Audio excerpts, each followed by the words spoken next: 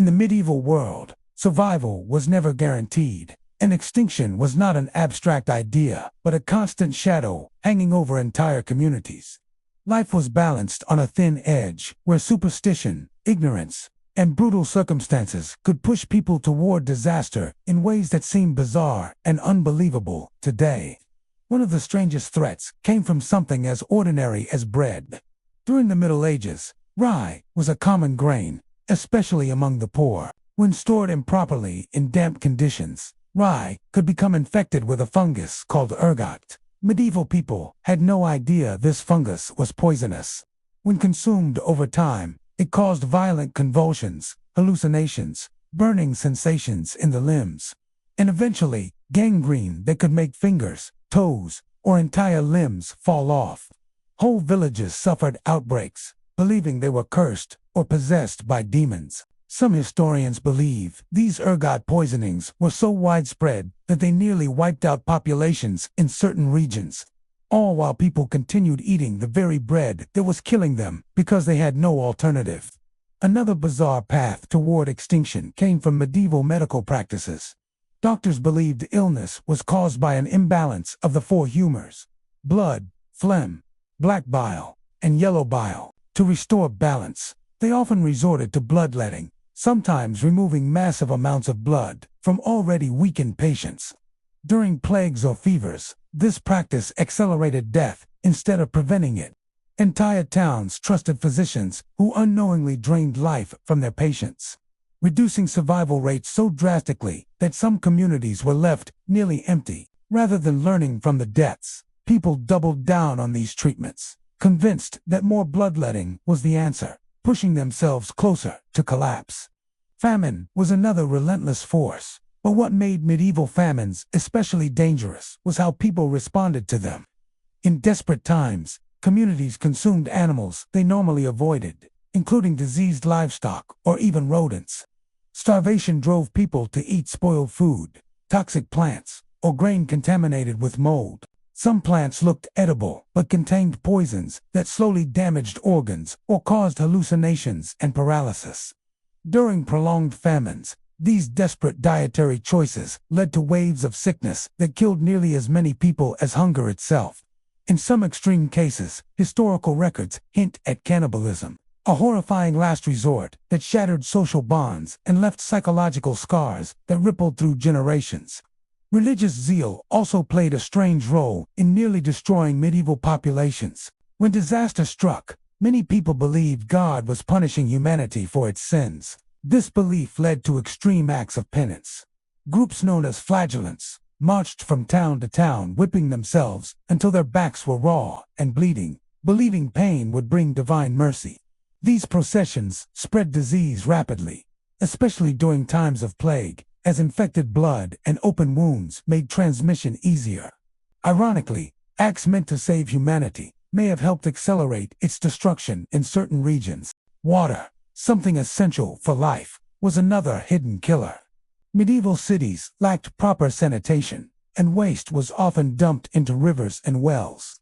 People drank contaminated water daily, unknowingly exposing themselves to deadly bacteria.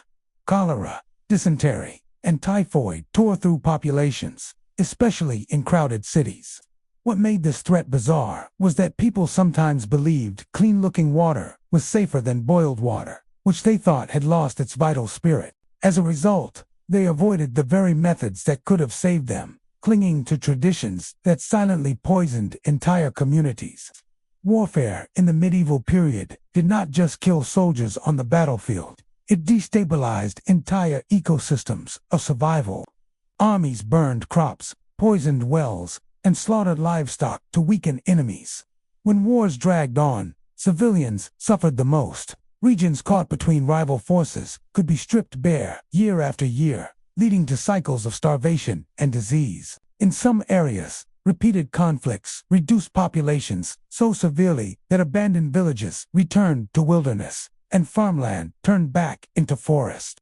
The land itself seemed to reclaim human space, a quiet reminder of how close societies came to vanishing altogether. Plagues remain one of the most famous threats, but their impact was made stranger by medieval reactions. During the Black Death, Some cities sealed their gates, trapping infected people inside with the healthy. Others expelled the sick, forcing them to wander the countryside, spreading disease even further. Fear led to violence against minorities, especially Jewish communities, who were falsely accused of poisoning wells. These massacres wiped out entire populations that had survived for centuries, showing how ignorance and fear could destroy groups just as effectively as disease. Medieval childbirth was another quiet catastrophe. Women faced terrifying odds during pregnancy and delivery, and infant mortality was extremely high. In some regions, nearly half of all children died before the age of 5. Superstitions often prevented effective care, as complications were blamed on evil spirits or divine will rather than medical causes. Midwives relied on traditional remedies that sometimes made things worse. When populations were already weakened by famine or war, these losses pushed communities dangerously close to extinction, generation by generation. Even clothing and fashion carried deadly risks. Heavy wool garments, rarely washed due to water scarcity and cold weather, became breeding grounds for lice and fleas. These parasites spread diseases like typhus and plague. People associated infestations with poverty or moral failure, not hygiene, so infestations were tolerated as a fact of life. Ironically, efforts to stay warm and modest increased the likelihood of deadly epidemics, turning everyday survival habits into long-term threats. Fire was another ever-present danger. Medieval towns were built largely of wood, with thatched roofs and narrow streets. A single spark could destroy an entire settlement. Fires didn't just kill directly. They destroyed food stores, tools, and shelter, leaving survivors exposed to starvation and disease. Some cities burned so frequently that populations struggled to recover before the next disaster struck. In extreme cases, repeated fires made towns uninhabitable, forcing people to abandon them entirely. Perhaps the most bizarre threat of all was how medieval people interpreted signs and omens.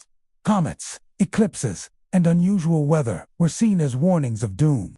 Instead of preparing practically, people panicked, fled cities, or engaged in reckless behavior, believing the end was near.